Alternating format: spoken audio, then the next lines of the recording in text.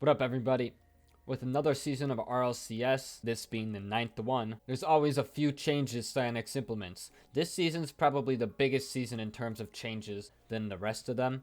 A lot of cool new things being added, just a little bit of differences, and I thought we'd go over everything you need to know for Season 9. Everything from when it starts, to the teams, to just everything Rocket League Season 9. All the basic information you need to know. Before we start, make sure to hit that subscribe button for more content. I'm covering all of RLCS Season 9 on my channel, and I make other cool Rocket League videos too. If it's something you're interested in, please hit the subscribe button. Without further ado, let's get into the video. So Cyanix posted this on RocketLeagueEsports.com. This is the official rules.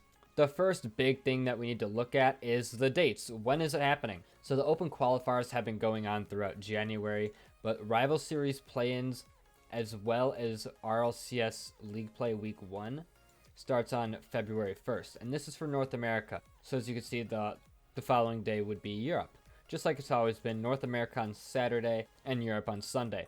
Then after that week, Rival Series will be one day before NA, Rival Series February 7th, NA February 8th, and then EU February 9th, and so forth for the rest of the weeks.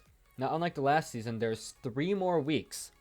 Last season, we only went through week 5 of league play. This season, there are 3 more weeks. Now, you might be wondering, why so much longer? Well, that's actually because we added new teams.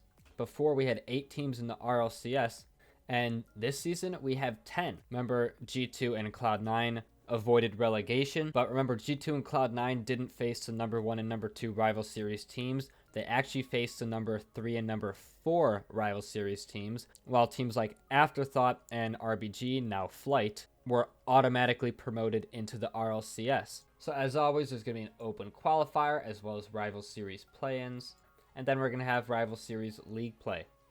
Now this is where it's different this season.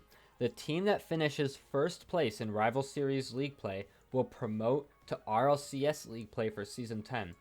That means the number 1 Rival Series team and the number 10 Championship Series team automatically take each other's place.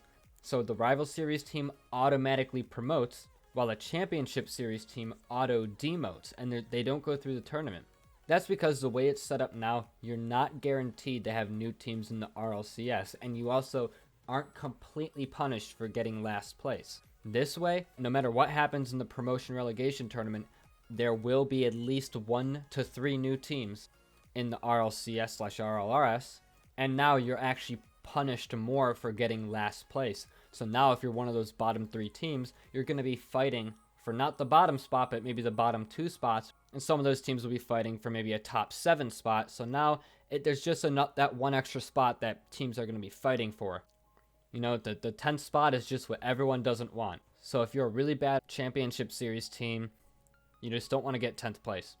Stakes are going to be a little bit higher for those last place finishes now, and it will create a much better narrative going forward. And regional championships are going to be about the same. The top 12 teams, so top 6 in North America, top 6 in Europe. The top 2 will auto-qualify for Worlds, and then teams 3 through 6 will have to battle it out. So it's going to be about the same there. The promotion tournament also is going to be a little bit different. With the promotion tournament, it's now not the bottom 2 teams.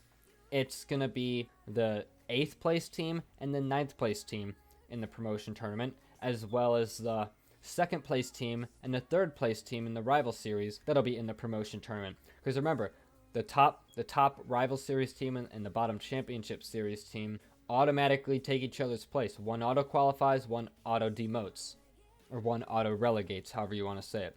So that means now there's going to be a chance to have 3 new teams in the Rocket League Championship Series, which, you know, I like better. It's better than, because remember, this season, if it wasn't for those 2 Rival Series teams auto-qualifying, we would have no new teams in the RLCS, which, you know, is kind of boring. You want to have some diversity, you want to mix it up. A team should be punished for getting last place, because if you get last place, that means you just can't hang with the rest of everyone. That means you just can't hang with everyone else. You deserve to be demoted. If you get first place in Rival Series, it should be a reward. Yeah, you get to go to RLCS. You don't even have to compete in a tournament. If you're the number 1 team, you smack everyone else, yeah, you deserve to be in the Championship Series. I do like the new format. I think they did make it a little bit better. Again, if two or more teams in RLCS or RLRS achieve the same number of match wins. So let's say the top two teams they'd be 8-1. Let's say the top two teams were 8-1. Then it goes to overall game differential, which this has been the same thing for the last however many seasons. I can't remember when they started doing this, but it's the same thing as last season. That's all you need to know. Now, I always thought this was funny. Technically in the game settings, you could be a PS4 player, Switch, or Xbox One player and qualify, but you're never gonna see a console player in RLCS. I would be shocked. You barely see KBM players in RLCS. Now, I will tell you something that I'm disappointed about. I will tell you something that I like and that I don't like about the arenas for this season. So as you could see, Forbidden Temple has been added to the list of arenas, standard map, and I'm actually pretty happy about that. I'm glad we're going to get some new maps in here, but there is a map that I'm sure not a lot of you guys know is even in the game. It's the Hot Wheels map, and that for some reason added that map to Rocket League, but it's not playable in anything other than a private match, which I don't know why. It actually looks like a cool map, the Hot Wheels map. I love the background. It's just a different setting. I think it looks cool, and it's better than fucking DFH Stadium. Like, why do you have 3 different DFH stadiums? Like, Sonics, what the fuck? Why do you have 3 of the same map? Why do you have 4 Manfields? Why do you have 4 Manfields? Why do you have 3 Utopia Coliseums, 3 Urban Centrals? Create some new maps. I could rant about this for hours. How they make it look like we have more maps than we really do.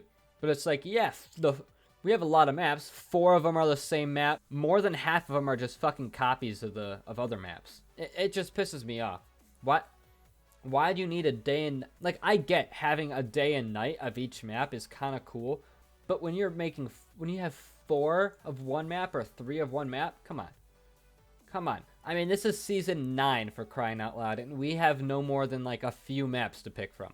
Like, it's not that hard to come up with a new original theme. Do like a medieval theme. I don't know, something cool. A jungle theme.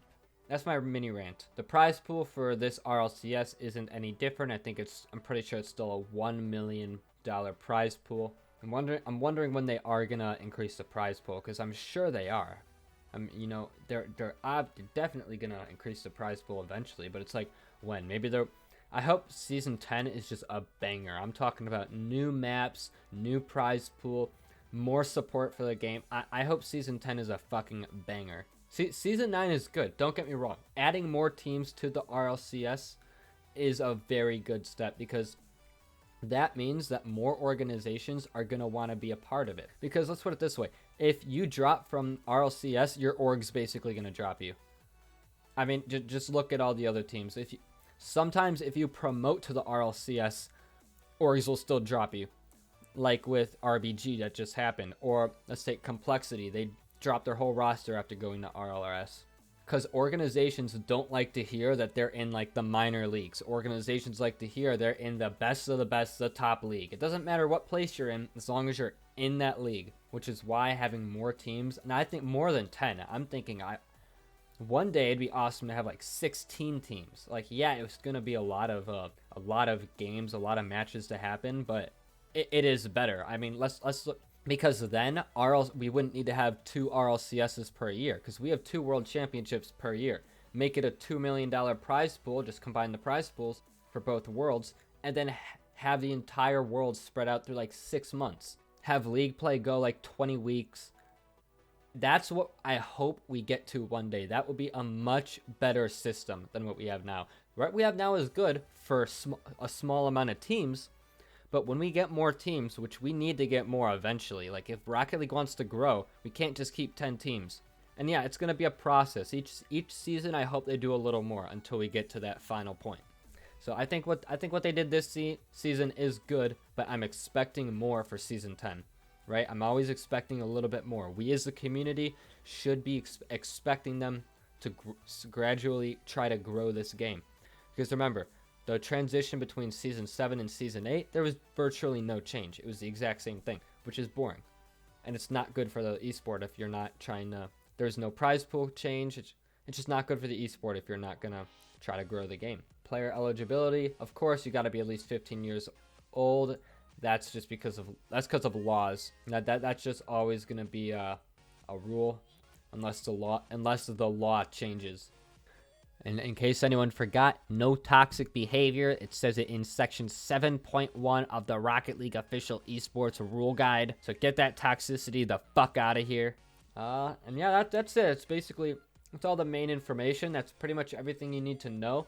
All the important information, all the changes. Thanks for watching. I will probably do a predictions video just for what I think is going to happen week 1 of league play.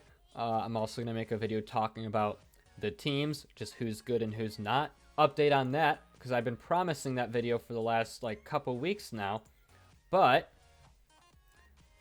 Mouse Esports still needs to confirm their roster. No, who is your third, Mouse? Who is it? Jesus Christ, roster locks were over a week ago. Or league play starts in a week. What are you guys doing? Yeah, just waiting on them. And yeah, we're gonna have we'll get some really good content out. I just love talking about Rocket League esports. I'll also get some games in of just doing some ranked. I know I got some comments saying that you guys actually liked watching that. So you know what? I'll be making some more eventually. I'm always looking for new video ideas. If you guys got any cool video ideas, just Rocket League in general, maybe a tutorial video, maybe just anything, it'd be awesome. Put that in the comment section below. I wanted to do some modded Rocket League. I know LETHAMYR's made some pretty cool maps. I was thinking of grabbing some Buzz and just trying out some of his best maps. Maybe make that like a little series. There's just a lot of stuff you could do with this game. And yeah, whatever you guys want to see, I think would be awesome. So yeah, thank you guys so much for watching. Make sure to subscribe for more of the best Rocket League content you've ever seen. Yeah, I know, just kidding. My content is dog shit. Yeah, till then, peace.